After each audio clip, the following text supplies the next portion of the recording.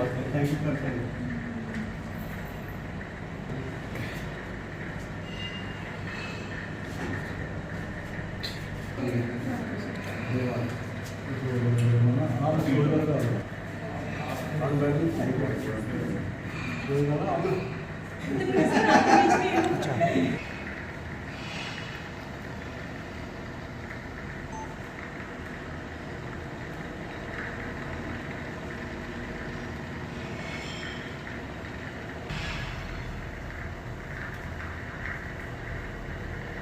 तो आज यहाँ पर सब्र सत्य संगम जो राइटर हैं, कवि हैं, उनकी जो संस्था है कठुआ के अंदर, तो जहाँ पर इलेक्शन कराया गया। पिछले 5 साल पहले इलेक्शन हुआ था, जिसमें तिलकराज सुमरी साहब जो हैं प्रेसिडेंट बनाए थे।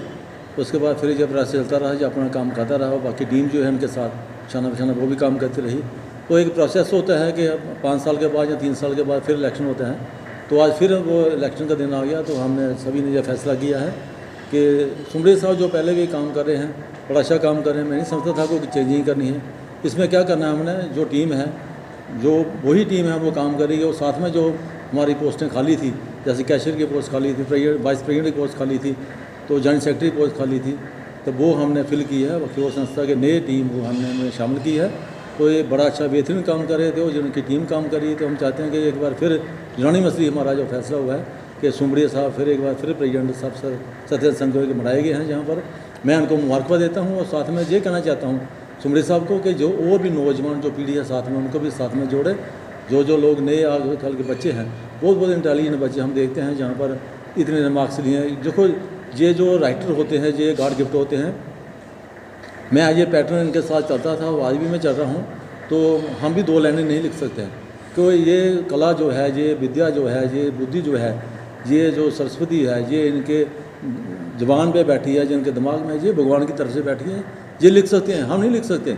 काफ़ी देर से हम जुड़े हैं, आपको पता है, मेरी बालों को पता है। लेकिन ये जो लिख सकते हैं, ये आने वाली पीढ़ी याद करती है कि हमने क्या लिखा। आज देखिए, पुराने गाने जो राइटर जिन्होंने लिखे थे, आज वो राइटर नहीं रहे हैं, लेकिन उनके नाम चलते हैं। तो इनमें से जो लोग जहाँ पर राइटर हैं, इनकी लिखी हुई कोई कविता, कोई लाइनें जो हैं, वो अमर हो जाती हैं। मैं चाहता हूँ कि नए नौजवान पीढ़ी को साथ में जोड़ें और इस टीम को व्यवस्था अच्छी तरीके से चलाएं।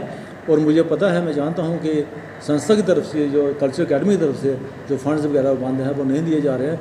फिर भी ये अपनी जेब से खर्च करते हैं, और साथ में जो हमारे साथी हैं कुछ वो भी मदद करते हैं। तो हर प्रोग्राम है, चाहे दिवाली है, चाहे दशहरा है, चाहे होली है, बैसाखी है, उस पर ये प्रोग्राम करते रहते हैं। इसी तरह मैं चाहता हूँ कि जो ये राइटर लोग हैं, इनको बढ़ावा देना चाहिए। ये बड़े दूर दरेज लोग होते हैं, तो बड़े काबिल लोग हैं। हम तो सुनने वाले हैं, इनके सुनने के लिए हम आ जाते हैं। सब्र साहित्य संगम का इलेक्शन हुआ, तो हमारे सुमरी साहब पहले 5 साल के लिए नियुक्त हुए थे।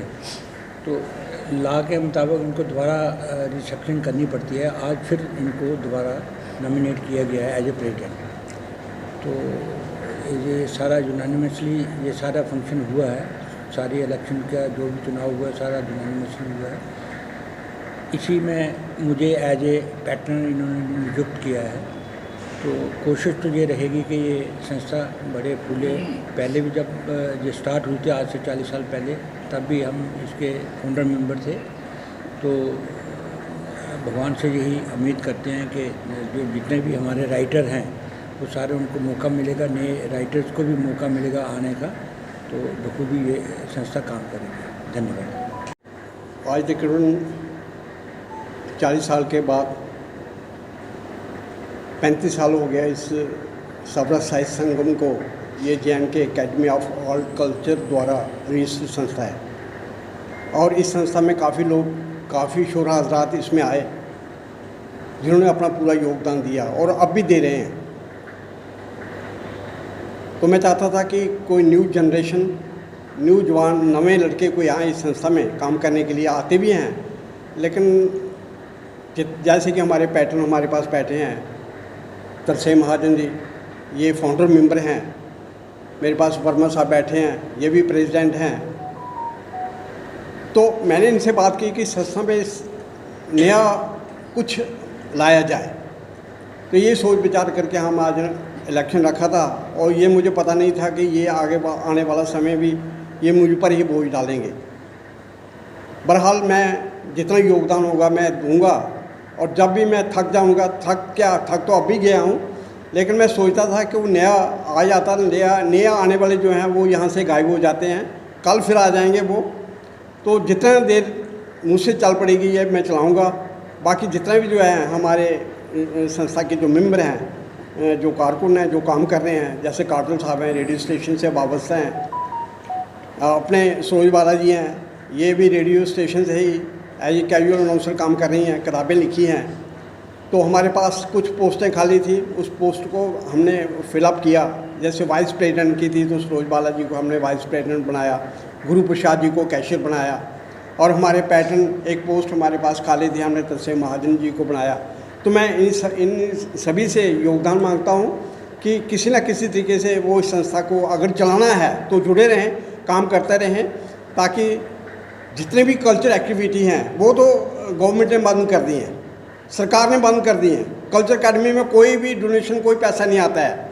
शायर लोग जो हैं, जितने भी काम करने वाले आर्टिस्ट हैं, जम्मू में क्या, कठुआ में क्या, कहीं भी, उनको बेचारों को फाके लग रहे हैं, कोई पैसा नहीं मिलता है, कोई भी बजट नहीं आता है।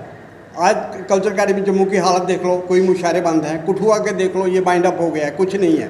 रेडियो स्टेशन में वो देखो तो रेडियो स्टेशन भी एक किस्म में ख़त्म ही हो गया है। 2-4 जब रेडियो स्टेशन कठुआ में खुला था तो 68% यहाँ पर काम करते थे, आज सिर्फ 8 ही हैं, 60 कहाँ से गायब हो गए हैं। या तो बेचारे वो चले गए, उनका निधन हो गया, या रिटायर हो गए। अब 8-7-8 लोग काम कर रहे हैं, वो फिर काम करने का लिहाजा आप जानते ही हैं कैसे होता है। तो मैं सभी से हाथ जोड़कर ये निवेदन करता हूँ, अगर इस संस्था को चलाना है तो नए लोग भी हैं और जो पुराने लोग हैं वो भी काम करें और अपना पूरा योगदान दें। आपका बहुत बहुत धन्यवाद।